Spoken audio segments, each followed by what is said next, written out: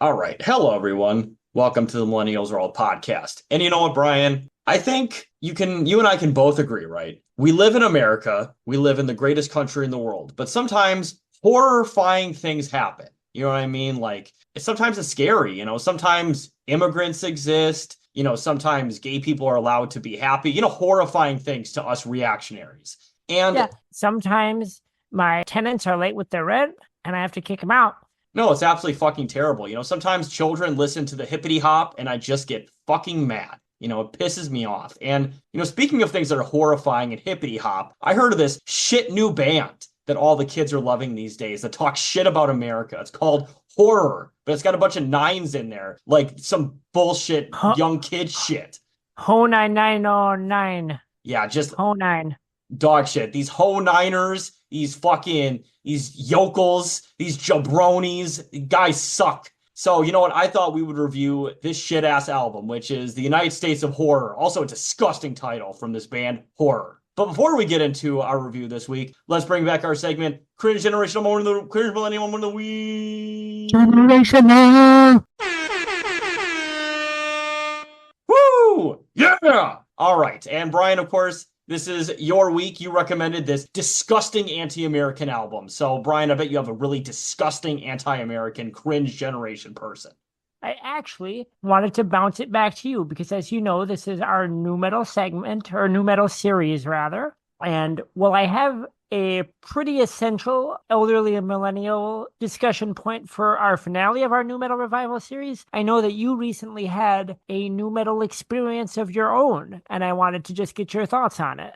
Yes. So I will actually be taking the reins on this. Although I know, Brian, obviously there's a part of this you specifically chose, but I have the POV experience here. Yes. But last weekend before recording here, I got to see Limp Bizkit live in Tinley Park, Illinois, which might be the single most poorly designed amphitheater I've ever been to, but that's neither here nor there. The actual show was great. It was Corey Feldman opening, which, Brian, I know you definitely want to talk about Corey Feldman and his Oh, yeah. recent artistic output, and a bunch of other acts I'd never heard of. There was a guy named Bones who's like a pretty popular like emo rapper, and then of course LB themselves. And I can tell you what, even though it's almost 25 years after LB's most relevant point in time, but they put on a fucking great show. They put on a really good show. Fucking not Fred, sorry. Well, to be fair, Fred, of course, did too. But Corey put on a great show too. And everybody there, Brian, I think I was literally the only person happy to see Corey there. I'm not exaggerating. Everybody hated it except for me.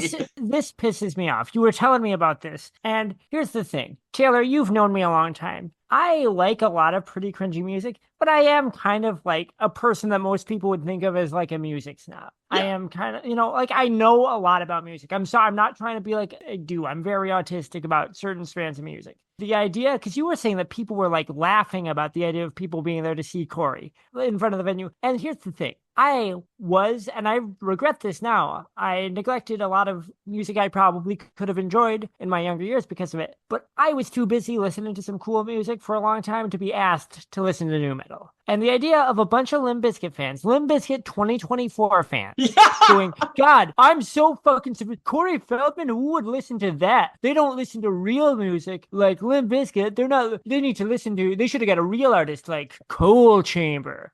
You know what people didn't complain about? And he played too. Fucking Riff Raff was there and nobody complained about Riff Raff. What is Riff Raff doing these days? I don't even know. He's apparently opening for Limp Bizkit. Talk about has-beens. Whoever makes fun of Corey. Like, where is Riff Raff? What did they have? Fucking Pitbull there? They had Neo there.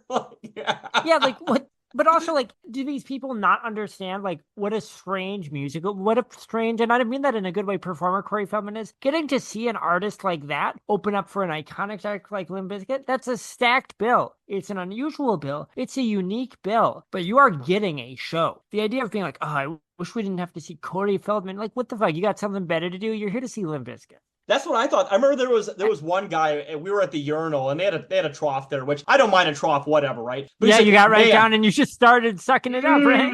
Ooh, like, Brian. Hey guys, dig in. I listened to the Porno Guys episode of Guys the other day, and it was getting me like, man, I really should have just drank all that shit. No, but hitting you pretty hard. Yeah. But no. That's how you said it just now. You're like, I was Yeah. listening to it, and boy, I gotta tell you. Boy, I gotta tell you. But no, so I was at the urinal and one guy was like, man, what an act that was, right? He's like, what kind of bullshit was that? That guy sucked. And I'm like, Come first the off, fuck on. you're at the urinal trough at a Limp Bizkit show, bro. You have no reason to think you have higher taste than Corey Feldman. I don't know what to tell you. Also, like, and people probably think, like, if they've listened to our Corey episode, our Angelic to the Core episode, I bet they think we're being contrarian. But it's like, no, that is a piece of art. That dude is making art. He is not like, and I'm going to reiterate it, he is doing this because he wants to, and he has a vision. And it's funny that he's trying to be like Michael Jackson, because obviously he's not talented the way MJ was. And it's funny, I guess, that he was an 80s star, but he's not like this guy that's using all of his Hollywood connections to get like a pop star career. This is a passion project for him. And he is really doing it all himself. No, yeah, exactly. I mean, he's got like his backing band and stuff, and I will say his new backing band because I think the Angels broke up with him because when he harassed them, yeah, you think that was probably the end of the Angels. Yeah, I mean, there were a couple of Allegedly. women. There was one woman dressed up as an angel on stage, but I'm gonna say that wasn't one of the original Angels. But anyways, like the thing was, he only had about a 30-minute set, and he played all of his hits. You know, he started off with "Go For It." Ascension Millennium. No, I think it was "Comeback Kid." I think it was Comeback Kid was the opener. And then he did Ascension Millennium. He basically did all of his hits, and he also did Go For It, ending it. So it was pretty good. It was a pretty good Angelic to the Core set. He also did, oh, you know, Brian, I know this is exactly what you're going to go into. I don't think he ended it. No, he didn't. It was Go For It. But the song before then was The Joke. The Joke, yeah. Yes. So let's talk about The Joke. So The Joke, again, I'm not being ironic. It's awesome. So Corey's whole thing lately is that he wants to have lots of rock guitars on his albums, but it's all like the guitars are super fried and distorted in a kind of unpleasant sounding way. They're very high in the mix and they're very rough sounding, and it's like that's Corey's understanding of what a heavy rock guitar is. The other thing is, we can argue about whether or not this is true. This may be cope. It might be cope. The song is called The Joke, and I hope that your little friend at the urinal trough was paying attention, because guess what? The joke is on you. The joke is on you. This is all an elaborate art piece by Corey Feldman. So, you know, I'm going to say I'm almost 100% certain that's not the case. I don't think so either. Or at least wasn't initially. Yes. It might be now, but it definitely was not when it was starting. I can assure you of that. I mean, he spent about like 15 years working on Angelic to the Core or something. So I don't think he was doing a bit at the time. But I like this song. I kind of wish that, I guess here's the thing. If Corey doesn't want to like revel in like being, because he doesn't want to be a full-on troll, he just seems to want to make his music, then I think it would have been better for him to not even address his critics. Because the fun of Corey's albums is kind of that it feels like you're listening into some guy's kind of like rock star fantasy, right? And with The Joke, which is a fun song, and I like those cool fried guitars on it. And I actually think his singing's gotten a lot better on his last couple in the recent years. Like, I think if you compare the singing on The Joke to most of the singing on Angelic to the Core, you can tell he's like making some strides. I think he is doing some work, some vocal exercises or something. But seeing him in the middle of his rock star fantasy start firing back at his haters, it kind of brings me down. Like, just pretend they're not there. Who cares? Don't even acknowledge them. Because by acknowledging them, like, you know, to me, it becomes very clear that it's Cope, and you're like, Corey. Yeah, I mean, I think it's one of those things where when I saw him live, obviously, he was just going ham. Like, he was going fucking crazy. He was dancing like a motherfucker. Like, he was really, really into it. And I think, to be fair, because he loves doing it. Well, yes, that too, but it's also pretty early in the tour too, so I feel like he's got a good amount of energy. Like, I think you saw him at a good point. Yeah, I think the first tour was on the 16th in Somerset, and I want to say this is maybe the third or fourth date on the tour, so it's still pretty early. So maybe by the time he ends it, he might be a little bit more demoralized, but at least for right now, like, he was really fucking kicking ass. He's dancing like Michael Jackson, going crazy. He even did a duet with Fred Durst at one point when on Limp Bizkit's set. So, I mean, I was fucking super excited to see all of them. I mean, I was definitely not excited to see Riff Raff. I'm going to be honest with you. I mean, like, whatever. Yeah, of course. But sure. I was like, all right, this is the bridge. Take this is not the Matthews Bridge. Yeah.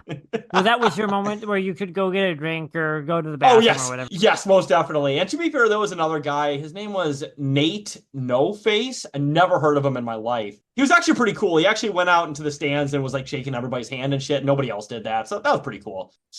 Let's see here. His What was name. Nate No Face's deal? Honestly, I only stuck around for half a sec 'cause I thought Riff Raff was going to take a lot longer. So I took a big break and then he was like, this guy came up and was like halfway through his set. I'm like, oh shit, I missed half this guy's set. But I don't know. I don't quite know how to describe him. I'd probably describe him as like a SoundCloud rapper. That's probably the best way I can describe him. Like, not good, not bad, just okay. Yeah, some of that cloud rap stuff I really like, some of it not. It's funny that Limp Bizkit, other than Corey, it seems like they've kind of realized that that's where their legacy is. That's the young people that are taking them seriously, are like the cloud rap people. Obviously, that's funny to me. It's funny to me that LP understand that, because that's part of our thesis for this whole nu metal revival series, or mine at least.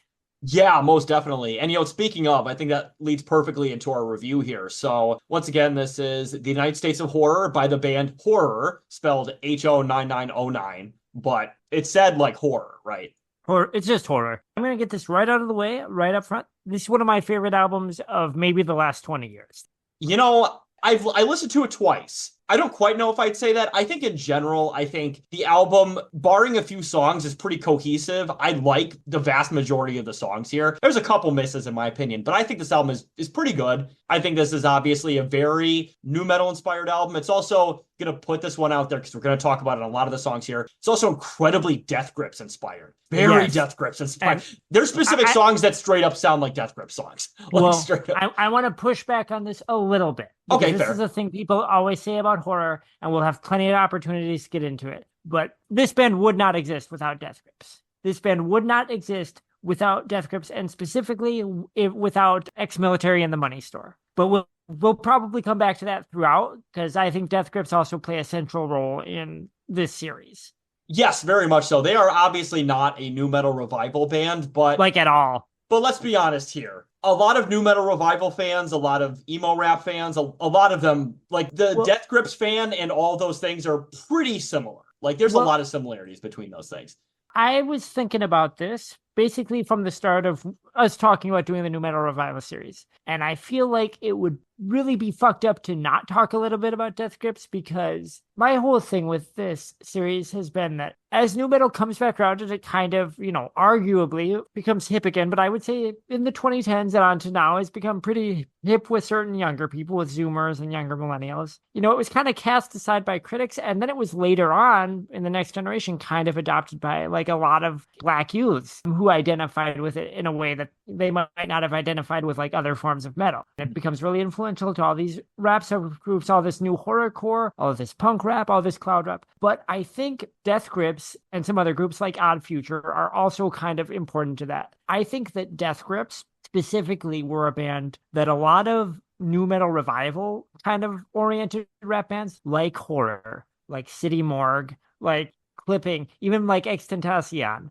I don't really think Horror sound that much like Death Grips. I think they sound pretty distinct. I think Horror are a lot more specifically based on like kind of boom bap and kind of 90s rap and then like 80s hardcore. But one thing that I cannot argue is I am sure the guys in Horror heard Death Grips and thought, oh, there's a way that I can make the type of rap that I want to make. Exactly.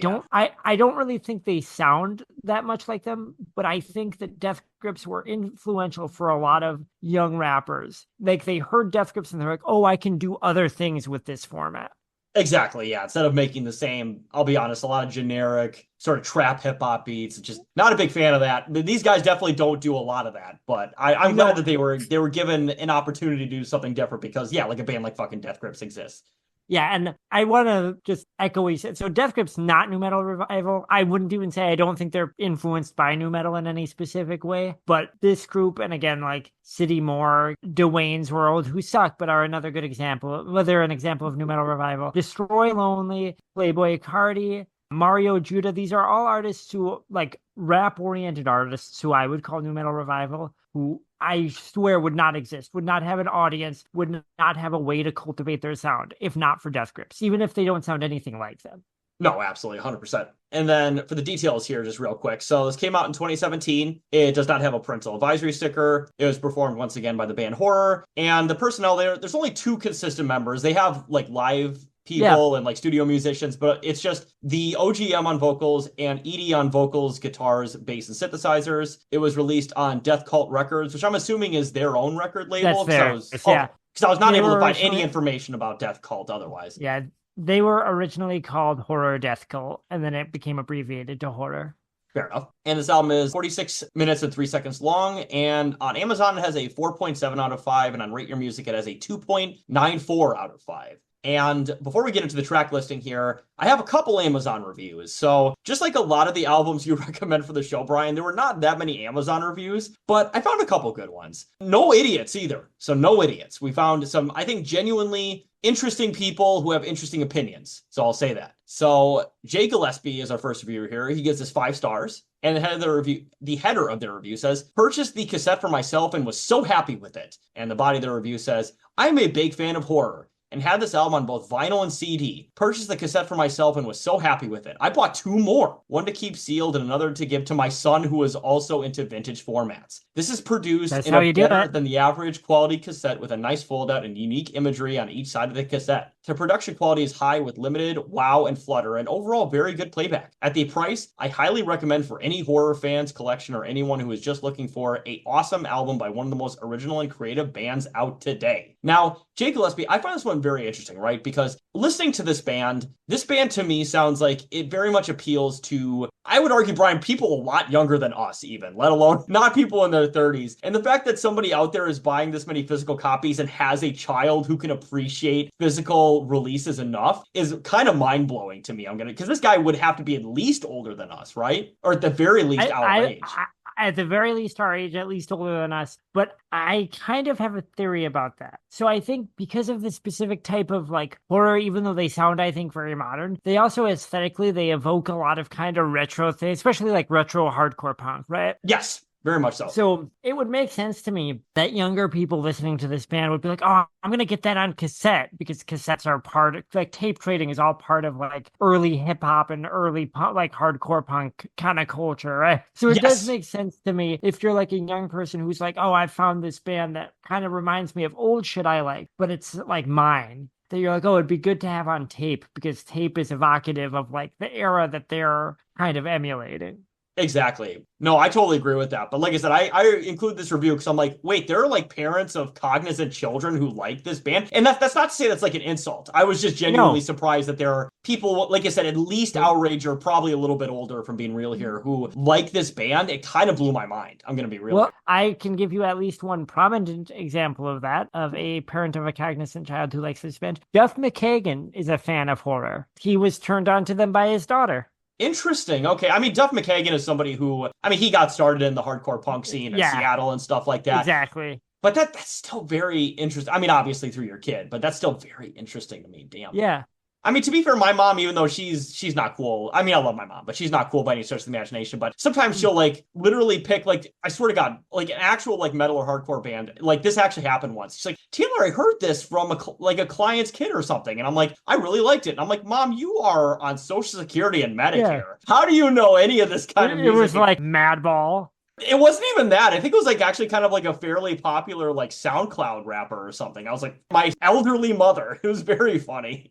That's awesome. That's awesome. Yeah.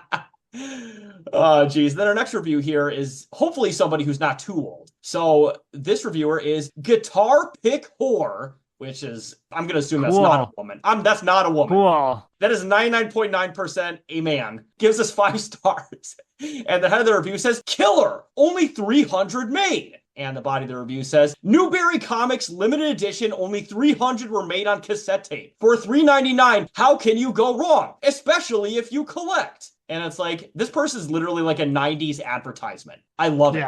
Go out to the Pontiac Silverdome, Silverdome. Available now while supplies last. Yeah. And it wasn't all caps review too. So I was like, damn, this is so retro. This is so 90s. How can you refuse? Yeah.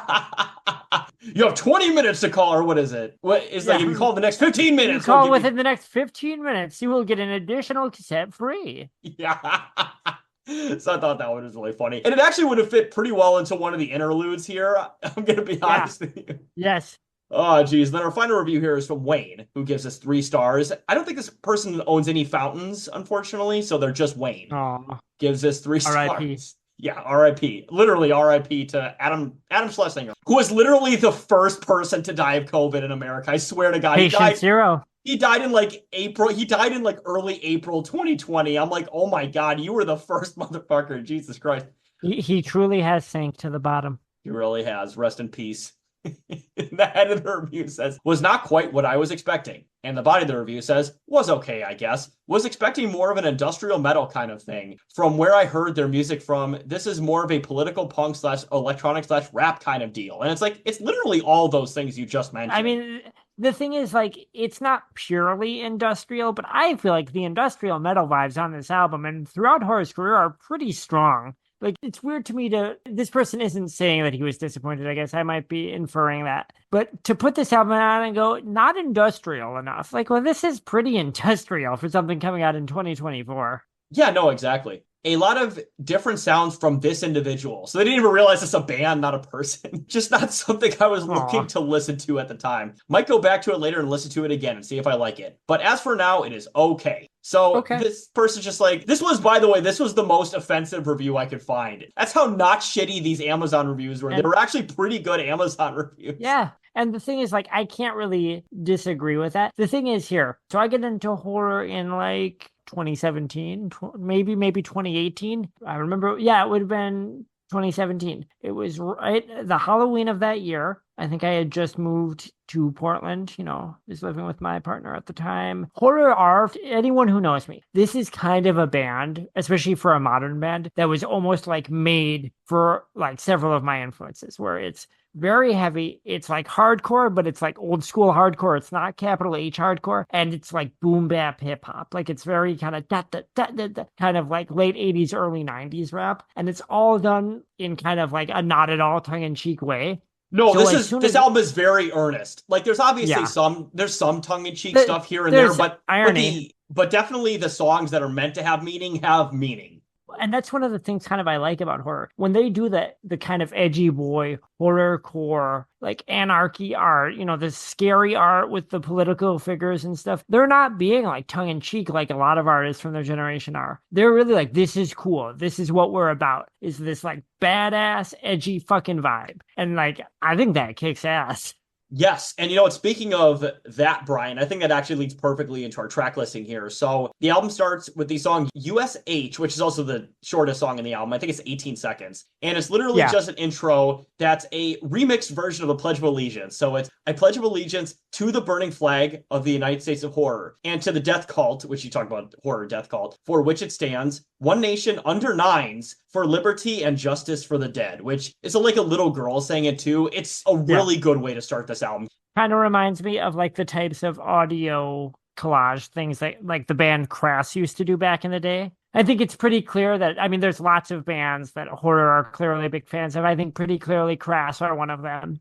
Yeah, most definitely. I heard, a lot of sort of the more ranty anarcho-punk themes in this band are going to be on. And of course, a lot of very modern themes, which we'll get into the later tracks on this album. But speaking of, the first actual like full track on this is War is Hell. And this was also, I believe, the first single. The music video features a lot of Trump era, and actually, to be fair, I think pre-Trump era, like BLM footage and stuff like that. Pretty good song overall. This is also like a really good song, like an actual song to start off the album here. Like there's actually a lot of, I would argue, like protest songs, and this is a really good protest song too. In all honesty too. I wanted to say too, just before we get into it too, because we're definitely going to get into it in the later parts of the album here. But I think the overriding, but not the overall, like there's obviously songs that don't follow this, but the overriding theme of horror as a band and of this album is like the horrors that exist in modern America and past American society, and these guys sort of commenting on it. And like I said, I think this is a great first song to start that off with. Yeah, so I think this is really a great introduction track if you just wanted to show someone horror. This is, I would say, one of the more industrial sounding tracks on the album musically, and maybe one of the ones where they get pretty close to like ex-military era Death Grips, in my opinion, but also just lyrically, it's really oppressive sounding, and it kind of comes out as this mission statement of like, this world we live in is bad. It is a world of like dominance and like terror and pain and like the strong, eating the weak and whatever. As a mission statement, it's pretty successful. It's not my favorite song on the album, but it is one of the most complete songs on the album. No, absolutely. And speaking of, talk about complete. So Street Power, which I think is probably a sequel to the previous song we just mentioned. And yeah. I love the beat because the beat sounds like paper clips from fucking Hybrid Theory. And, oh, yeah. And the instrumentation sounds a lot like, obviously, like early 80s hardcore, like Suicidal Tendencies is a great example that I can hear the instrumentation there. Yeah, this was one of the first horror songs I heard. It also, even for them, it goes really hard in on the 80s hardcore vibes. So horror are fans of a lot of 80s hardcore, but especially Cro-Mags and Bad Brains. And I think that the Bad Brains influence really comes off strong in here. This also has, with kind of the start-stops, how you'll have this thrashy hardcore guitar, and then it'll slow down a little bit on the verses, I think gives some pretty strong nu metal adjacent vibes. Yeah, most definitely. And I actually was going to put Bad Brains in the description of a couple of these songs at one point, and I just totally forgot. But yeah, you're 100% correct. For fucking sure. And then the next song here is Face Tat. And this was the one where I'm just like, okay, this is very Death Grips. This is very Death Grips here. Yeah, I think one of the big things you said, and obviously there's this really pulsating industrial, just drum and bass beat, but also that Yeti and OGM are doing really strong vocal effects on there to make their voices heavier and thicker, because neither of them sound like MC Ride. They both have very kind of light, snarly, like punk vocalist things, and I do get the impression that they were like, let's put a bunch of vocoder effects on our voices so that we can sound more like Ride. Yeah, no, exactly. Like, honestly, and you're right. I don't think this band is obviously completely like Death Grips. I would say very inspired, obviously, and sort of ethos and aesthetically and stuff like that. But this song in general is just like, okay, these guys clearly wanted to have a Death Grips homage in this song. And it's a good song. I want that to be very clear. But there's definitely some Death Grips homages in here, very clearly. This is there's a couple moments on this album, and we'll talk about them later. So obviously horror's two obvious strands, and I'm going to keep banging the drum on this, is 80s hardcore, Bad Brains, Cro-Mags, early Black Flag, Suicidal Tendencies, but then like kind of rough, shouty, like hip-hop, Onyx and DMX, and then some more kind of flow-driven rap like Bone Thugs and Harmony. But there's a third category there in the ways they mix them, where sometimes they try to get a little avant-garde and a little experimental. This is one of the better examples of that, where I think they pulled it off well. This is a very minimal track, and it's very, like all of horror is abrasive. But this song is almost like, I think, meant to be kind of a turn-off to listen to a casual listener.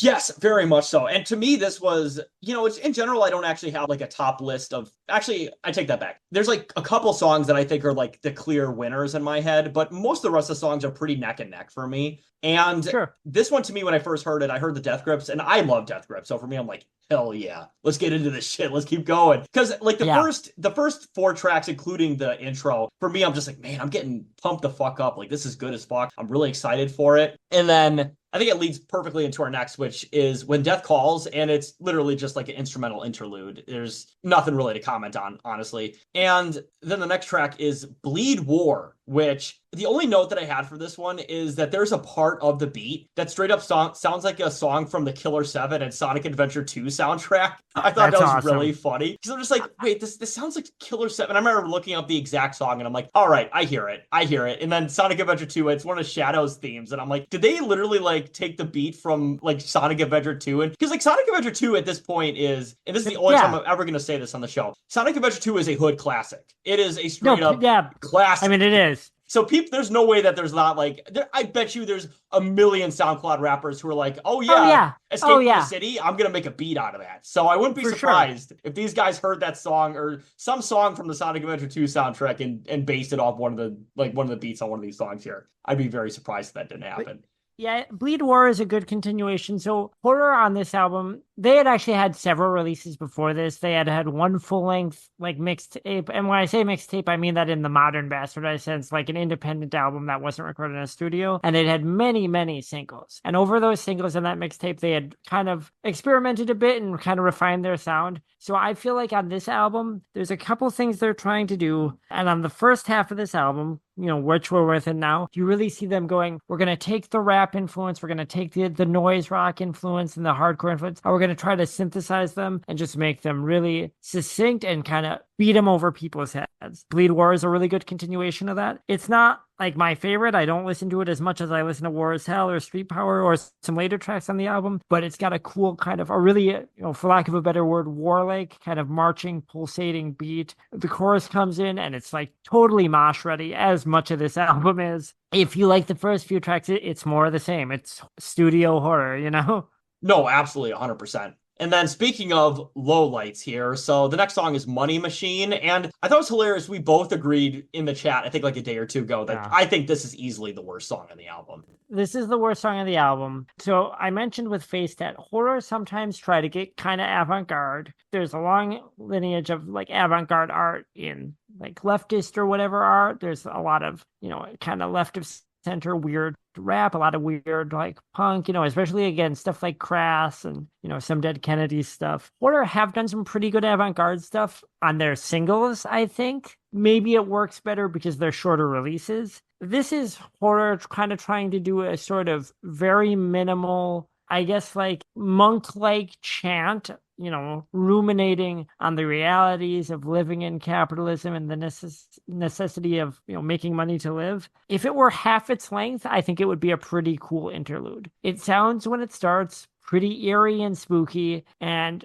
there's a good rap verse. There's a good verse on it. There's, some good kind of boom bap type flow that seems very influenced by Sticky Fingers from Onyx. But then it goes on for another 75 seconds, and you're like, all right, seems like the song's over. Yeah, exactly. The way I would describe it is, to be honest with you, I don't know. It almost sounds kind of half finished. It doesn't sound like a full, like, fucking put together song. It almost kind of sounds like a demo. And like how well put together and how cohesive the other, 6-7 tracks before this was. It's like, oh, this is kind of a weird song to put in the middle of the album when all the other songs sound pretty cohesive and well put together. I don't know. It almost, and I'm not trying to be mean here, it almost sounds like filler. It kind of sounds like filler, I'm gonna be honest. I think that's fair. Like I said, I think if it were about half its length, it'd be a cool little interlude. But at its length, you're kind of like, why is this so long? And I do think horror sometimes do things, even on their later releases, where, sometimes they'll have some pretty accessible, like, heavy rock riffs with some cool kind of like boom bap, like rapping. But then they are like, well, we want to kind of scare the hose. So they'll do this really stripped down, like avant-garde stuff that's really uncompromising. And I'm kind of like, oh, is that what this was? They put this in here so that if you started to get comfy in the album, they'd be like, oh, are we freaking you out now with our Gregorian chants? Well, you know what, Brian? You mentioned Sticky Fingers earlier. Like, the only thing I know him from is when he tried to kill Carmen Electra in Def Jam Fight for New York. And I thought that was fucked up. That was absolutely fucked up. Do you know about when Onyx shot up the BET Awards or the Source Awards? I forget which one. I was not aware of that, really. Okay, so their album Back to Fuck Up, which is an all-time great rap record, was nominated and then snubbed. And also some of the performers there, I think, made backhanded comments about like gangster rap and things. And so Onyx were asked to perform, and they went on stage, and they had a song at them called Throw Your Guns. And when they got to the chorus, Sticky Fingers took a gun out of his waistband and started firing it in the air, causing the award show to be shut down. Oh my God, that's so fucking wild, dude. Holy shit. Honestly, one day, if we ever do an LP, the first thing we'll do is fucking Def Jam Fight for New York. We have to talk about that fucking game, because that game is nuts. That would be such a fun game to talk about. I've actually never played it. I've seen people play it, but I think that'd be really fun to dive into. I mean, Brian, have you ever wanted to see Joe Budden fucking fight Henry Rollins? I mean, I've definitely wanted to see Henry Rollins kill Joe Budden. Yeah, I mean, I fucking would too, 100%. I mean, you can do like some crazy moves that it's like, okay, that literally is like first-degree murder. What a wild game series. That's such a fucking awesome game. It's such a ridiculous game series, but I love it. Is that they still doing that or not? Is that No, Def Jam Icon fucking killed that series. I mean, I would love to see like a modern one or whatever where it's like fucking Little Yachty versus like, Lil Uzi Vert. yeah, Little Uzi Vert, and then one of them does like a fucking like double suplex on him or some shit. Yeah. YNW Melly. Yeah. To be fair, does Def Jam even still exist? Because didn't Simmons like fucking get canceled into oblivion? As far as I know, Def Jam still exists, but probably not in the same capacity because that's fucking Rick Rubin. I don't know if he's actively putting records out, but I don't think that they're like, I think he just maybe stepped away from that side of it. Oh, here we are. DJ Khaled versus Big Sean, because those are two current Def Jam artists. That'd be interesting. They have Jhené Aiko. She could be one of the girlfriends, because that was a big thing of those games, that they'd be like a hot rapper girlfriend you could date. You could get Cupcake, could be in the new one. Yeah, right. It'd be fucking awesome as hell. Just doing nasty stuff for her fucking finisher moves. Yeah. Honestly, my favorite LP of that is the two best friends play on their personal channel, The Switcher, and their creative character, like Wooly, one of the creators as a child, his like creative character that his brother came up with was just the angriest, blackest man alive. He's just like, no, he's just angry and black, and they made like an angry black guy be their like creative character. It's awesome. That's just a normal character in Def Jam Fight for New. Yeah. It's like that fucking Joker, or God, there was that meme or whatever. It's like, in this world, crazy town is just normal town or whatever. And it's like, yeah. So speaking of some goofy kind of like edgy things, it's not on this album, but I think in 2020, maybe 2021, Horror released a single called Pigs Want Me Dead, which was very good. Their singles overall are like the best things they've done. There's just so many of them and they're very short, so I didn't know how to review them for this. But the cover art for the Pigs Want Me Dead single is a recreation of the shot of Heath Ledger Joker walking away from the exploding hospital, but instead of Heath Ledger Joker, it is a black guy with a mohawk and clown makeup holding a rocket launcher.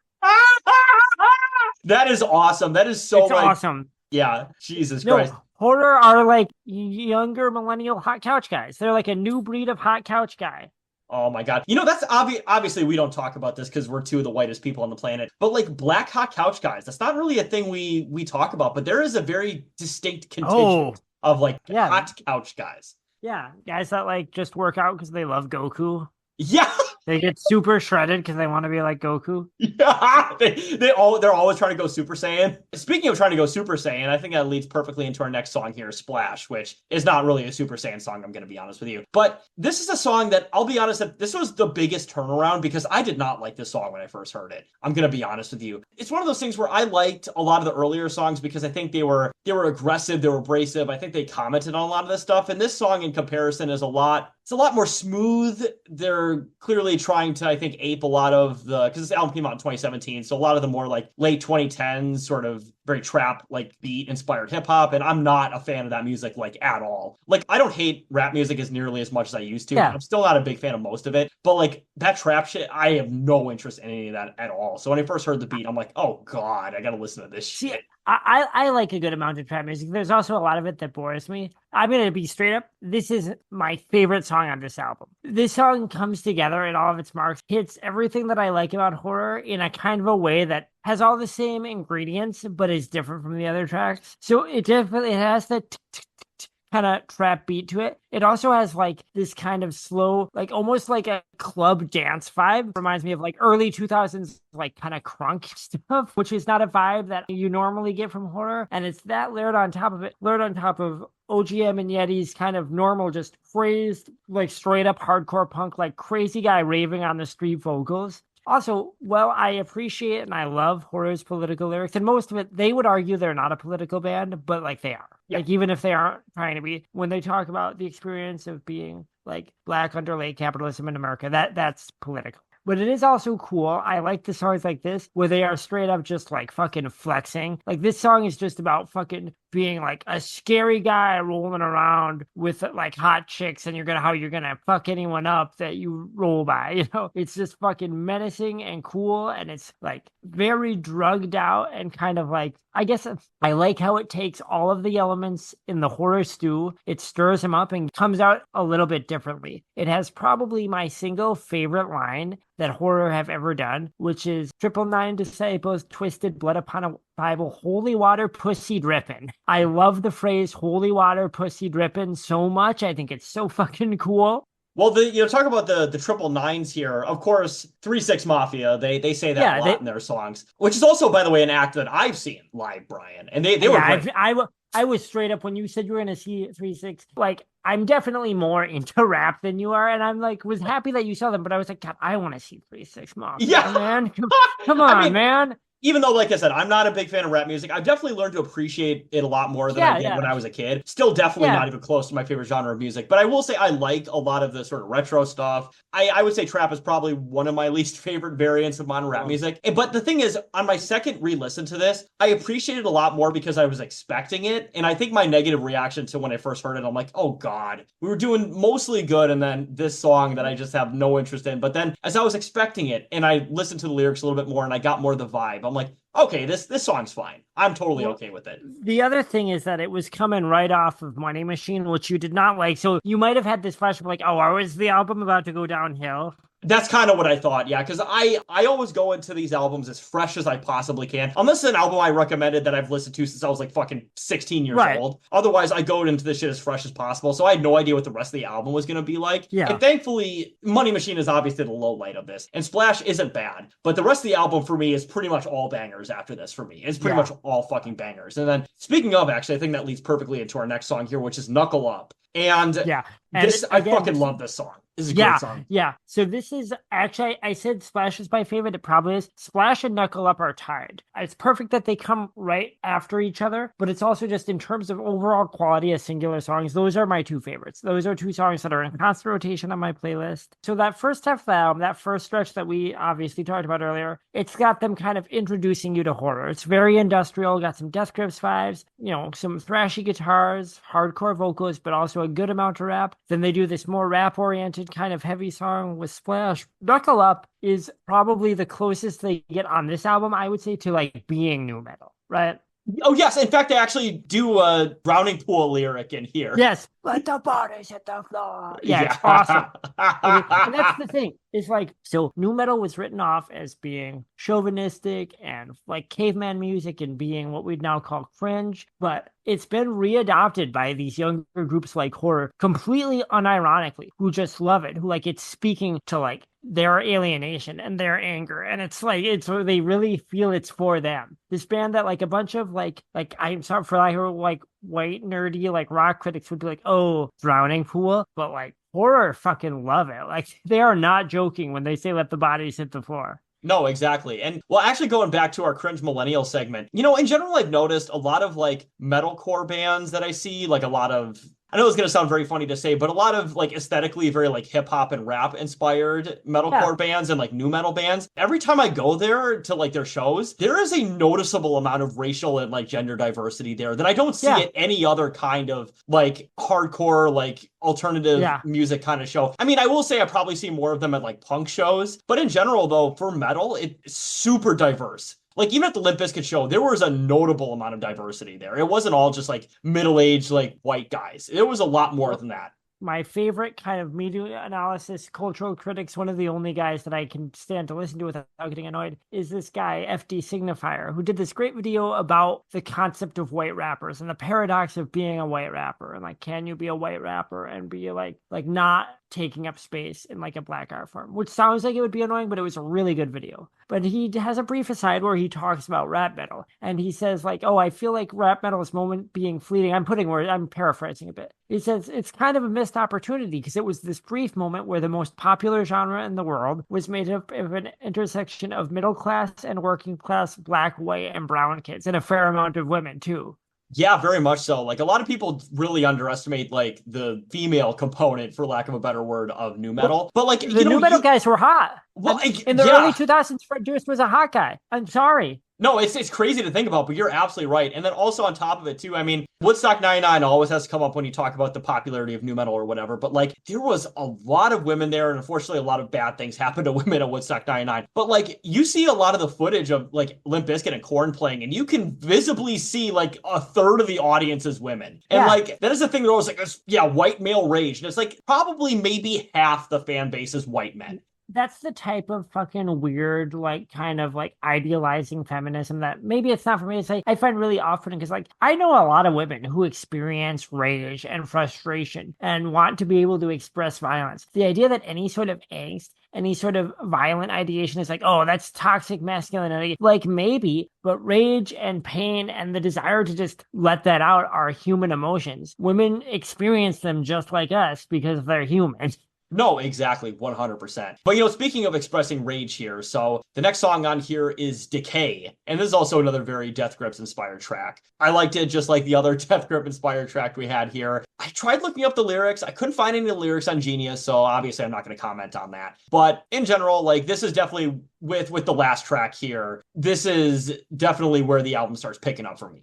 So Decay is a good track. I only ever listen. Every other track on here, I sometimes mix it up with Decay. I think and Money Machine. I think I pretty much only listen to like when I'm listening to the whole album. Totally. And whenever I hear Decay, I like it. I'm like, oh, cool, it's that, it's there. But it's one of the only horror songs I never think about. There's also a feature on it by Lil Nar, who I think has also worked with Playboy Cardi, if I'm not mistaken. His verse is fine. He's all right. It's a cool song. It sounds like horror. I think that this part of the album kind of marks a delineation. So we have that first stretch, first 5 or 6 tracks where they're like, it's like core horror. It's everything in the horror stew. And then we have, Money Machine's like a weird experimental track. Slash is like a kind of crunky, trappy song. But starting at this track, after Decay, you start to get the impression you're like, oh, they formed a band, because I'm going to get a little bit into horror history. So they did start as a SoundCloud band, and you can find those singles. They're all still on Spotify, but initially they were just 2 guys just doing singles with like a drum machine and synthesizer and screaming over them. It was pretty lo-fi, and they experimented with various different ways of doing that, mixing punk and rap on those singles. Their first mixtape, Dragging the Lake, which is arguably even more nu metal influenced than this album. But when you get to United States of Horror, which is their first studio album, you get about 2/3 of the way in, about to where we're at now. And I think that they had this thing on there, like, what if we actually just did some hardcore punk songs? Like, obviously, they love Bad Brains. They love Chrome Eggs. They love Black Flag. They super love Bad Brains and Chrome Eggs, right? And like Subhumans and shit. And so they're like, oh, we can actually get a band now. We can do like hardcore punk songs. And I think that's what some of these last few tracks are. Yes, and speaking of, that leads perfectly into Sub-Zero, which is a very like old school punk inspired song. I like this one quite a bit. This is a good ass song to me. Like, this is good ass music, but no. Yeah. When you get to Sub-Zero, it's fast, it's angry. There's this slow, kind of ominous, oppressive part at the end, and it picks back. It's classic hardcore. It's very short, it's tight, it's angry, it gets your yayas out. There's not a lot that I can say about it, but that doesn't mean there's no reward to listening to it, which is true of a lot of great hardcore punk, I think. You can feel, I think, on these tracks, the excitement that they're like, oh, we're in studio. We can actually have a drummer and a guitarist and just be a hardcore punk band for a little bit. Because, I don't know if they'd ever gotten the opportunity to do that before. No, absolutely, 100%. And then the next song is Feels Like, which is another interlude. And then the next song on here is City Rejects, which is the first song in a while that had a music video, so it must have been one of the singles. Yeah. And I'll be honest with you, I like the song a lot, but the very, very beginning of the song, it almost sounded like car commercial indie rock just for a second. And I'm like, oh no, please, please. And then I saw the imagery and I'm like, okay, never mind. We're back into it. But yeah, I was very like early 2000s. I see what you mean. Yeah. Well, I think that and I think, what they were going for, and it kicks in eventually, is just a very standard classic tight, like a Bad Brain style riff, which eventually it forms into, but I know exactly what you mean with that guitar tone and that it sounds like Blur or something for just a second.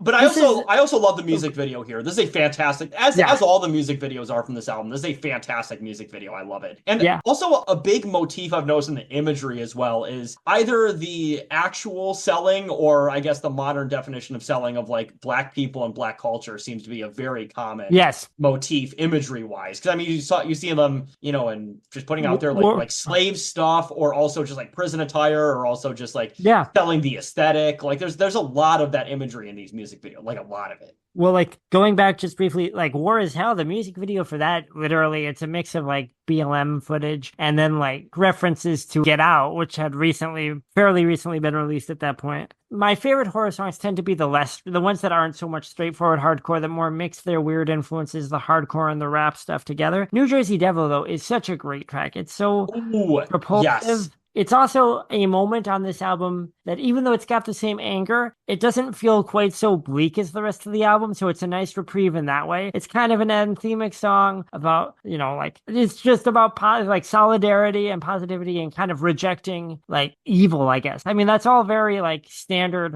hardcore punk stuff, but it's a nice little break from like the bleakness of the rest of this album, I will say. And the chorus is just super anthemic. I'm going to see Horror in October. I've been wanting to see them since I learned about them years ago. And I might as well. Coming to Portland. Yeah, I might as well. I hope. Yeah, I hope so. That would be fucking awesome. That would be an awesome thing to do while you're in town. But I was just thinking, I know they're going to play City Rejects and the whole fucking room's going to fucking go buck wild when they do, because this is such a perfect song to play live.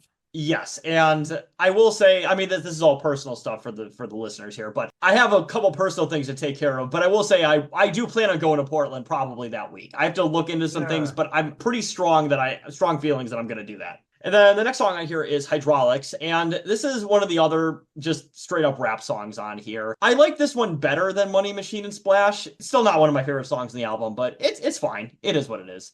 I love Hydraulics. I really like when horror really lean into the rap side, the same way that I like when they lean into the hardcore side. I'm glad that they don't do either of those things too often. Hydraulics is it's another song that is, again, sort of a reprieve from the bleakness and like political, I guess, like ravings of this album. And this is just another song about flexing. It's about fucking having a cool car and fucking bitches and making money and having lots of drugs. Although there is like political allusions here. There's a line in this song about bumping crass, which is pretty cool. Oh, I didn't recognize that. Yeah. That's absolutely hilarious. So I guess maybe the crass screed you were talking about, they might have meant that on purpose. That's really interesting. I think they may have. But no, I like Hydraulics. This is another thing. So what I would say to the listener, you might assume that horror are influenced by a lot of kind of esoteric, like hip indie rap. And I'm sure they are. But one of the thoughts, put on horror, and when you get to one of the rap-oriented songs, think about DMX. I think that's one of their big reference points for like the hip hop side. And I think on this, you can really see, a lot of DMX and then a lot of kind of Bone Thugs and Harmony, 666, triplet flows, which they try to do a little bit of here. Neither of them are technical rappers, so they don't quite do that really fast triplet flow thing, but they inch towards it, I think, on this track a little bit. No, absolutely. Yeah, this was a song that, like I said, if I probably listened back to it again, I'd probably get more of appreciation of it. But at least to me, I was just like, all right, definitely, you talk about mix of the influences and stuff like that. Well, and that's part of the cool thing about horror, I think, is so I've always liked bands that mix a lot of different sounds. And part of that, by definition, when you mix a lot of influences really ambitiously, is you might be a little inconsistent, especially if you're kind of experimenting. But I kind of think this is a cool album to me in that you could play this album for probably 3 or 4 different types of people. They would all vibe with it at different points. Like, I think like a metalhead or a hardcore guy can vibe with a good portion of this album. Someone who's probably just straight up into like street rap, who's listening to like trap or is listening to old like boom bap kind of gangster rap could vibe with this. Someone who's like kind of like into avant-garde music and noise could probably get into this. And it's all on the same album and it all sounds like the same band, which I think is very cool. Like in the same way that people could do that with Limp Bizkit. I mean, I'm kind of kidding a little bit. Well, I mean, maybe not the avant-garde guys. Yeah. They're like, man, this is really shitty. They're doing it on purpose. And it's like, yeah. Wow, it's so fucking cool how they pretend to be gay on all these songs. Yeah.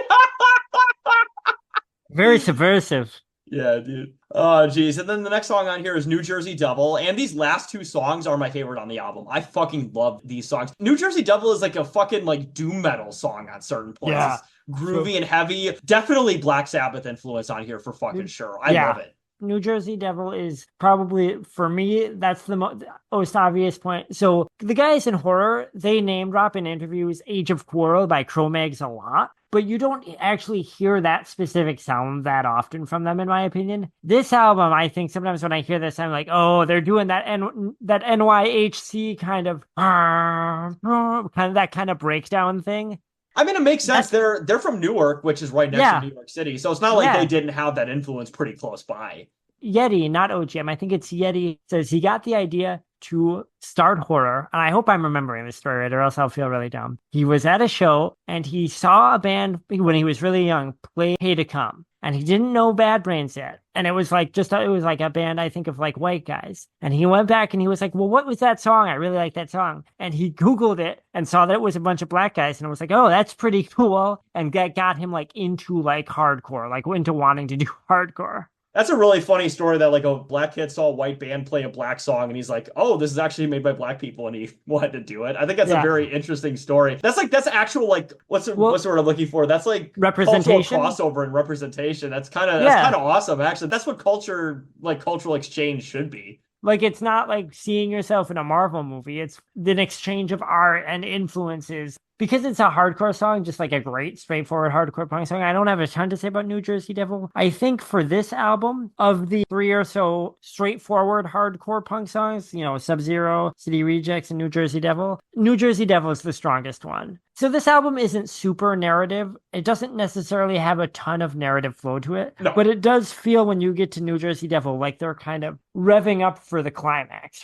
Yes, exactly. Speaking of revving up for the climax, the last song on here, well, to be fair, there's an outro, but the last actual song here is United States of Horror, also the title track. And I think this is maybe my single favorite song in the album. The very last song, that's usually not the case, but I love the music video. I think it's got a good message. It's got like a manifesto in there, which is really fucking cool. It's clearly like a song that you could either start or end a show with, and it would make everybody go fucking crazy.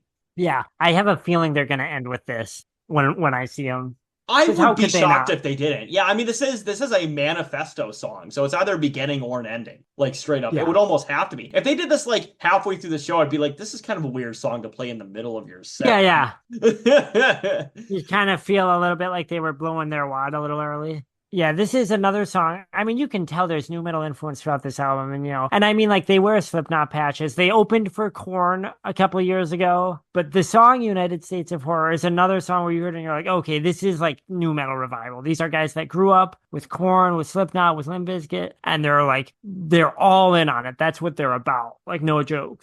Yeah, no, absolutely. There's a lot of songs on here that I think you could show to a lot of different people, but like, this is also one of, we talk about avant-garde or like maybe somebody who's a big fan of like sort of political hip hop or in general, like they probably would like this song quite a bit too. So yeah, I think it's a great way to end the album, except for Black Hole, which is the final track and outro. And to be honest with you, I was just like, after all that, we really got to deal with kind of boring instrumental. Like, I don't know why they ended the album with this. I think this was a mistake. I'm going to be honest with you. Like, I did not like Black Hole at all. I hear what you're saying, and that makes sense. I'm glad it's the last track on the album because it doesn't mess with the flow of anything. It's another thing similar to Money Machine. I appreciate what they're trying to do, and I know that at other points of their career, they've done stuff like this better. I think they aren't always good at doing the sort of ambient kind of drone kind of rap songs, but I can see why they want to. It's so all the Memphis horrorcore bands, like Maniac and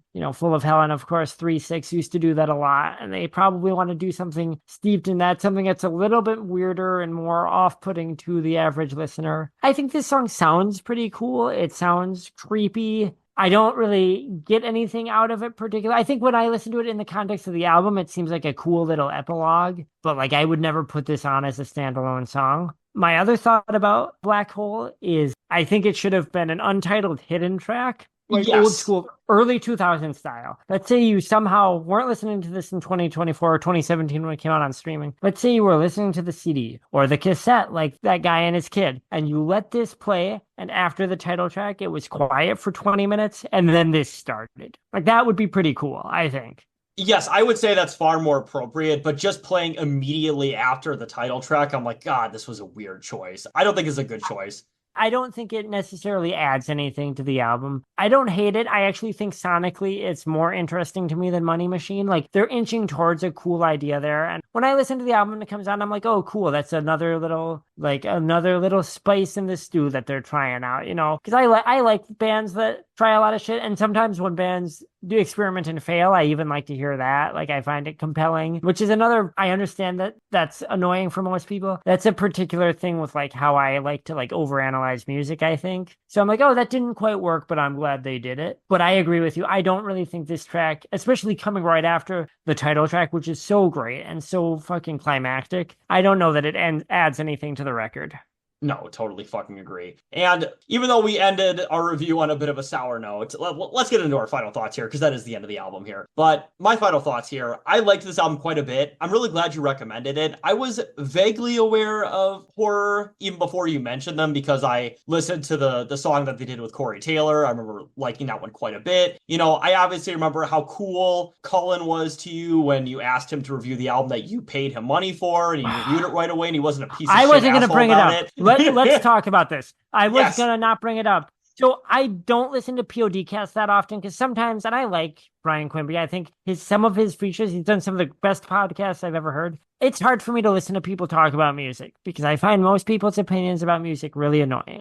And sometimes that's a really entertaining show, but sometimes it's really annoying, which is fine. I still think Brian's cool and Colin is fine. 2020, PODcast had a Patreon feature where if you sent them $100, they literally said, you can pay us to review any nu metal album you want. And at this point, they hadn't reviewed that many albums, but one of them was Whitey Ford Sings the Blues by Everlast. Not very nu metal, but I understood why it would fit in, right? I paid them $100. This is, I was like laid off, during COVID when I was on unemployment. And then I said, oh, you should review United States of Horror. It's a cool, like modern album that's like very nu metal inspired. And Cullen said, this doesn't seem particularly nu metal to me. Also, we usually don't do proper albums. We do compilations or promotional albums. And I said, well, it doesn't say that. I want to be clear. Or if it did, it was like in like small text. I said like, well, I mean, it is nu metal. It's just like modern. And I was trying not to argue, but I was like, I mean, I did just pay you $100 to listen to it. Yes. Because I wanted you to listen to a cool album that I thought you might like. Oh my God.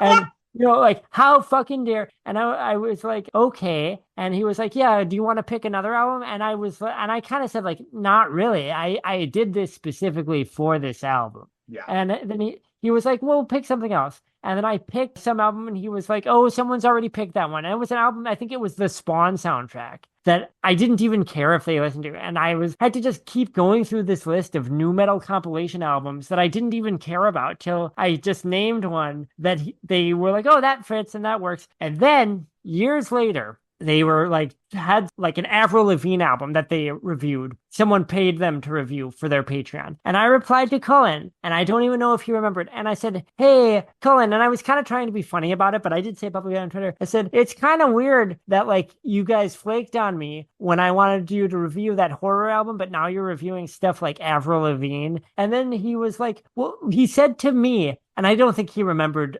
specifically. He was kind of a dick to me. He said, this isn't particularly nu metal. Like, I'm an asshole. And he said, well, like, we kind of bend the definition of what nu metal is now, And I said, yeah, but is Avril Lavigne ever nu metal? And then he said, well, anything can be nu metal if you really use your mind. And I was like, what the? And so I said, like, hey, like, I kind of reminded him, I was like, oh, because I paid you to do this album, and then you, like, didn't want to, because you said it wasn't nu metal enough. And he looked back at all their donors and saw that transaction, said, oh, we'll add the horror album to the queue, and we'll do it soon. And I was like, whatever. And I still haven't even listened to the episode.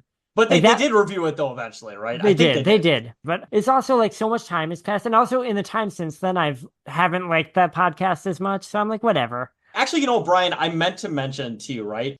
They talk about sex a lot in this album. And I'm going to be honest with you, when they talk about it, it reminds me of Chive guys a lot. I'm going to be honest with you. Like, yeah, this is like the Chive to me. When he says, bounce it, slash it, slash it, slash it, it's so embarrassing. That's so Bill Murray, Chive. That's so It's so Bill Murray of them. When he says, can't stand the place I work, I hate the place I work, my rent be due the first, that is like that's so desperate. Sounds like Chris Farley. Sounds like Prison Mike, or not Prison Mike, what is it? Prison fucking the Office Space, not Office, the Office character. Yeah, Prison Mike. Mike, yeah. I'm Prison Mike, yeah. Oh, Jesus Christ. Honestly, Oh though, yeah, they gave a bad review to In Search of by NERD and said that it was Chive to the listeners. If you want an idea of why I like Ryan Quimby, I don't think him and Cullen, they're not good at talking about music. They don't get what's cool. They were like, NERD are so horny. This is like the Chive. Who sings about boobs? honestly, when I heard that, I'm like, you gotta be fucking kidding me. He said Pharrell is a Chive guy. Are you Yeah, kidding me? Morella Chive. You sent me a text when you were listening to the episode after I told you how mad it made me, and you said like, guy who's only ever heard of the Chive. This is the Chive to me. Yeah.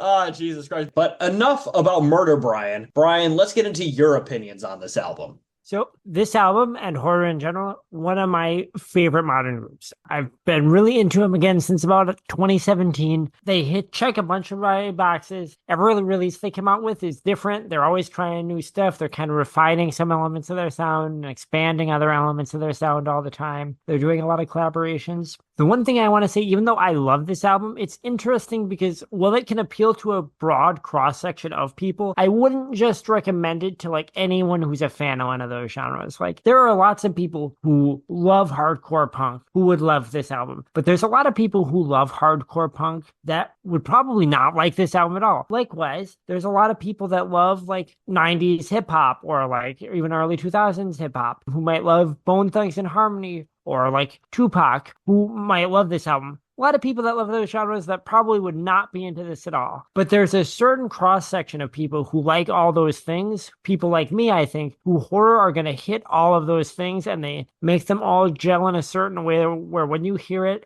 and it's the mixture of influences, the very earnest, like edgy aesthetic, like the kind of uncompromising like lyrics, but also just the uncompromising sound. And even, yeah, the weird experimental shit that doesn't always land, but kind of sounds like it's them saying like, we're going to make something like challenging for you to listen to, like something that's going to alienate the normies, you know? There's a certain type of person who's going to hear that and be like, yeah, like this is for me. In my opinion, horror are easily one of the most exciting bands working in hardcore punk. There's a type of punk that's really not a type of punk. It's all kinds of bands. Certain bands get big these days and get called the greatest modern punk bands. And to me, it sounds like punk for people who don't really listen to punk. In my opinion, and it's no shade on these bands or their fans, but bands like Idols or Turnstile or something, and people go like, oh, this is like modern hardcore, this is the future of hardcore, and it sounds fine. It just kind of sounds like good kind of punk influenced rock music. To me though, horror are like the future of hardcore. They are like a modern hardcore band that's doing like 80s hardcore with the aesthetic, with the sensibility and the sound, and mixing in all of these things from the 4 decades since then in. Again, not for everybody, but for a certain type of person who likes a mix of like rap and industrial and punk. And like, if you like nu metal too, I'd throw this out there. Like there's a certain type of person in every fan base who this album will really click with. No, absolutely, 100%. Yeah, I could not recommend this album more to a very specific subset of a handful of listeners. I would never recommend this to, like a lot of things we review here, I would not recommend this to as the kids say, a normie. But otherwise than that, if you like alternative music of any kind, I think you'll find something here. Yeah, like I guess even more than like I wouldn't necessarily recommend this to like an old hip hop head or like an old school hardcore guy, but I would recommend this to like fans of nu metal. I would say especially younger fans of nu metal, and I think fans of alternative rap, like a certain type of alternative rap, like someone that likes Danny Brown or like old Tyler the Creator and the Odd Future, that kind of dark, edgy alternative rap. I would recommend this to fans of them. And yeah, like I said, fans of older nu metal like Korn or Slipknot might find stuff to vibe with horror, I think. No, absolutely, yeah. All right, so that is our review of the United States of Horror. And speaking of things that unite all of us, let's get into our pluggables here. So you can follow things that horrify us. Oh my God, yeah, having to interact with the public, disgusting. But yes, you can follow me at Carlos Chantor on Twitter.com. And as well, please follow us and subscribe to us on both our Spotify and our YouTube channel, where we are uploading every episode simultaneously to both platforms. And as well, as always, please donate to the Lucifer and the Father campaign. Of course, our good friends Scott, Sean, and Robert are making an amazing series. They're getting donations all the time. They obviously need a little bit more support, maybe even moral support if you can give it. No, I'm just kidding. But I mean, actually, probably to be fair too. But if you want to donate any amount of money to them, that'd be fantastic. And if you can donate to them and you can verifiably show us that you donated because of the show, we will within reason match your donation. So like 25, $30 for us. That goes for both of us. Yeah. If you donate to Lucifer and the Father, you show us in some way, indicate to us that you're donating because you came from Millennials or Old. Taylor and I will each, within reason, match your donation. We want to help these guys out, and they've been great friends of ours. Go watch the Lucifer and the Father pilot. It's very ambitious. They have some big ideas for it. Also, Scott, our great friend Scott, he really gets to, spread his wings acting wise, which is really fun to see. And I can tell he's having fun doing it. So I want him to get to more of it. Hell and yeah. as well, I can't overstate that. Please help him out if you can. You can follow us at Millennials Are Old Pod on Instagram and on Millennials Are Old, the Facebook page. It's just called Millennials Are Old, which, again, I'm going to keep crying this out, even if I'm crying into the void. Send me weird millennial stuff or weird Zoomer stuff or Boomer stuff or Gen Xer stuff. Just anything awful that you think denotes a certain type of mental illness that a certain generation always exhibits. Please send it to me, because that's my favorite shit to see. It's gotten to be some of my favorite stuff that we talk about, even as much as like reviewing stuff that I love. I love kind of connecting all of these dots, this weird brain disease that seems to transmute and to develop from one generation to the other. Absolutely, yeah. Send basically anything you want, even horny stuff. Actually, don't send any horny stuff to us, please. Please, I'm not trying to get banned here. Yeah. Please don't send me horny stuff, guys. Yeah. Unless it's really funny. Yeah, I mean, if it's like, and I know you've given up on the Guys podcast in a lot of ways, but genuinely the most recent episode is easily a top 5. I was laughing hysterically the entire time. It's so good. Actually, as soon as you mentioned that was the topic, I remember thinking, I bet DB's on it, which means it'll be good. And it's interesting too, because we always criticize other people. We're big haters in every single way. But in all honesty, though, the Guys podcast, right? I think the thing that makes the Guys podcast really interesting is finding just the biggest weirdos of anything and just finding out the psychology of like why anybody would be this type of guy. And not even in a negative way, but just like going like really in depth with it. And that's the thing that the Guys podcast mostly doesn't do, which is really disappointing to me. But this recent episode, they get into some psychology, which makes it really interesting to me. And I was like, that's what every episode of Guys should fucking be. Well, because here's my thing with Guys. I love learning about weird niche hobbyists and subcultures and things, but I want to learn about why they're into it. I want to learn about their weird dynamics and stuff. And sometimes Guys does that, but a lot of the times it sort of becomes like, these people have a hobby that I am not interested in. That's so cringe of them. And it's like, I mean, I guess, but like, I still want to know why they are this way about it, Yeah, and on this most recent episode, trust me, they get into it. Like, he goes into the depths of porno, guys. It is wild. Okay. It is wild.